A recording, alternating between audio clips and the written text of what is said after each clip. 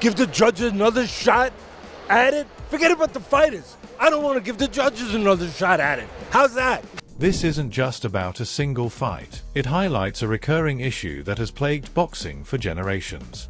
It's called the A-side bias, the unwritten rule that the bigger star or more marketable fighter often receives favorable treatment from the judges. Canelo Alvarez, with his massive fan following and lucrative promotional backing, is the textbook example of the A-side. Here's the sports moneymaker, its golden goose. According to Atlas, that position comes with a built-in advantage. The worry is that judges, knowingly or not, are influenced by boxing's business interests. They understand which fighter the promoters want on top and which one generates the revenue moving forward. In a tight contest, that knowledge can tilt the result. Atlas believes the scorecards in the Crawford fight showed this bias once again. Even in a fight that wasn't close, the judges seemed determined to protect the A-side and preserve the brand. If I'm with Canelo, I think I'm happy with Cheatham. But if I'm with Crawford, I'm looking at it and I'm saying, wait a minute, hold on.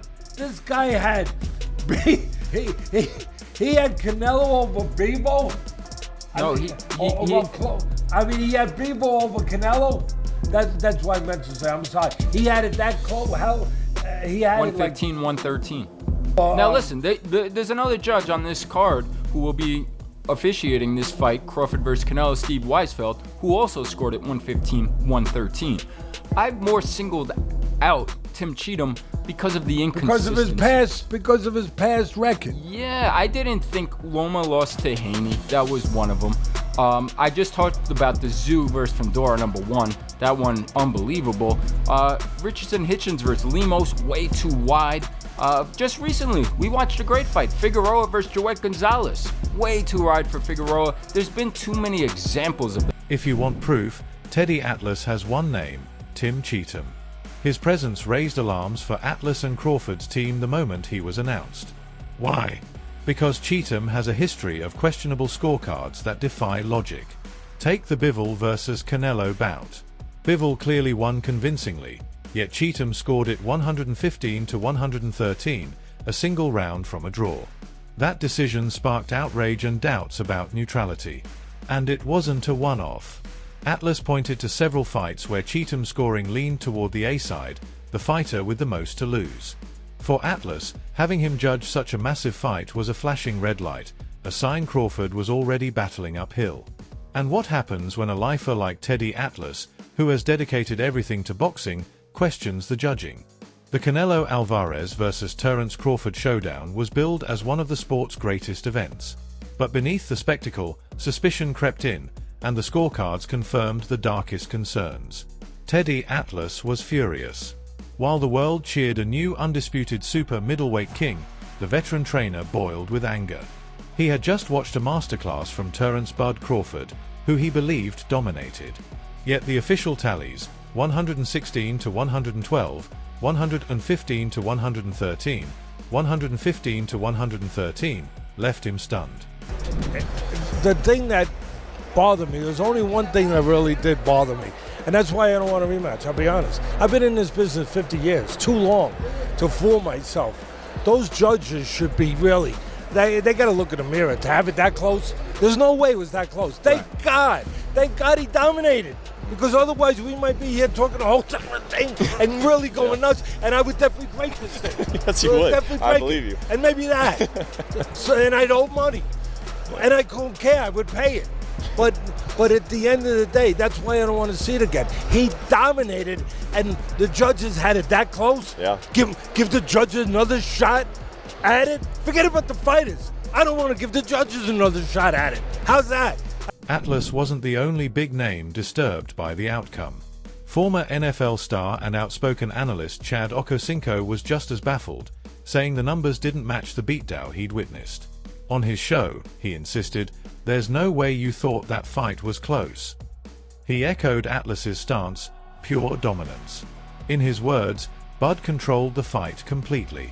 He landed cleaner punches, heavier shots, and maintained the pace. For both men, the narrow scores didn't match reality. Instead, they pointed to something deeply flawed in the sport.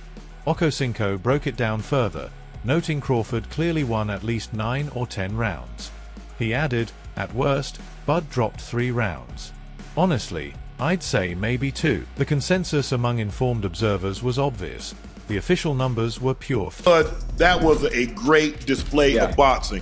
And had Bud not made it so convincing, there's no way, ain't no way to judge, because I don't give a damn what they say. And no, I've never been a judge. I've never judged a fight officially. But that's not a 115, 113. That's not a 116, 12. If you watch that fight, there is no way you thought that those scores were that close. Bud dominated that fight. I'm talking about dominated. He landed cleaner shots. He landed the harder shots. He was active. Yeah, okay. So he followed him around the ring. Yeah, he was pressuring him. But guess what? Every time he come in there, he got slapped. Yeah. I mean, listen, I really, really enjoy it. When it comes to boxing, when it comes to the sweet science, for those who know the game, who know the sport, and are not just casual fans of it, when it's done the right way, it's like art. It's like a puzzle. All you're doing is putting the pieces together. Whatever he does, I got something for that. Whatever you do, if he has something for that, you come back with something else. I mean, it's a beautiful thing when it's done the right way, and I really thoroughly enjoyed tonight's fight. Bud won at least 9 to 10 of those rounds. Bud won 9 to 10 of those rounds. There's no way in hell, if you watched that fight, you thought Canelo won as many rounds. Sutherland and Cheatham, they would be the first guys called into the office on Monday if a national czar came in and said, I'm going to start investigating this sport. I'm starting to look at the things that Teddy Atlas talked about and a lot of other people talked about. I'm going to start, and that a lot of fans talk about, that they're leaving the sport because of the bad judging and officiating. I'm going to start to look at it. And the 2 guys I would say to you, sir, whoever you are, I would say, sir, it might be a good place to start with a guy named Sutherland and a guy named, yes, sir, I'm not making this name up. What is the name, Teddy? Cheatham. I had people winning 11 rounds. All right, even if you said 10, you'd be kind of generous. But to have it that close, I mean, come on. And then the other fights you talked about, I mean, he's got a track record where the problem with him isn't just that he's so off and the numbers are so off. They're off for always the A fighter. That's the thing that puts a light on in my mind, that puts a danger light on, is that he's always, Canelo's the A guy always, right? We know that. We don't have to dispute that. So it's not like he's on the side of the B guy. He's always on the side of the guy that the promoter would want to win. That's what bothers me. The issue goes far beyond one questionable judge. Teddy Atlas argues the whole system is broken. In Las Vegas, boxing's hub, a handful of judges control nearly every major fight. There's no rotation, no fresh oversight. It's a closed circle, an insider's club. Atlas believes this constant familiarity erodes fairness. Promoters, commissions, and judges all know each other, share business ties, and cross paths regularly. In that environment, the lines blur and true impartiality fades.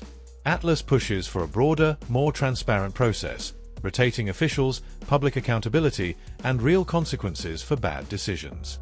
But in a sport driven by enormous money, reform is hard.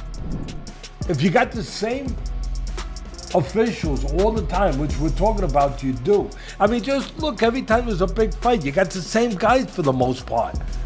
And again, I think that you can help a lot by rotating and getting new blood in there, and also geographically looking and saying, don't keep putting every time you put a fight in Vegas, don't put the same guys from there. Bring in guys from different locales. Mix it up a little bit, because you have these promoters that have a relationship and a familiarity where the judges are more prone to go towards them. Why? Why, Teddy? Why? Because they go out to dinner with them, they give money under the table. they do go out to dinner. I'm not saying they give money under the table. I'm not saying that. But they know that those are the guys that butter their bread. So with the deck stacked, how did Terence Crawford still win? Atlas says it's because Crawford is unlike any other fighter. He's not only gifted, he's mentally on another level. Atlas uses a striking analogy. He calls Crawford digital. While others fight like solid objects, relying on raw power, Crawford works like a supercomputer, calculating, adjusting, and exploiting weaknesses instantly. He predicts movements before they happen. But it goes deeper. Years ago, Crawford survived a gunshot wound, an ordeal that would have broken most men. Instead, it hardened him. That brush with death gave him the unshakable belief that nothing inside a boxing ring could ever compare. It's that cold steel in his mentality that let him face Canelo, carry the weight of expectation, and still deliver a career-defining masterpiece. They tried to bury Terence Crawford. They tried to ruin his reputation and say that he wasn't a draw when the numbers were there for you to see. When he went to MSG against guys that didn't have big names or that were faded, like Amir Khan, or when he fought Kaviaskis, he did numbers. There was a smear campaign about his personality. He doesn't talk. Nobody wants to hear him. No, that you don't want to hear. So you try to speak for the masses when the whole time you have a star right here. You got to learn how to talk to this man. Even as recent as his last fight, the fight before Canelo, the smear campaign continued. I don't hear the smear campaign now. Them voices got really, really quiet like they typically do when they get proven wrong.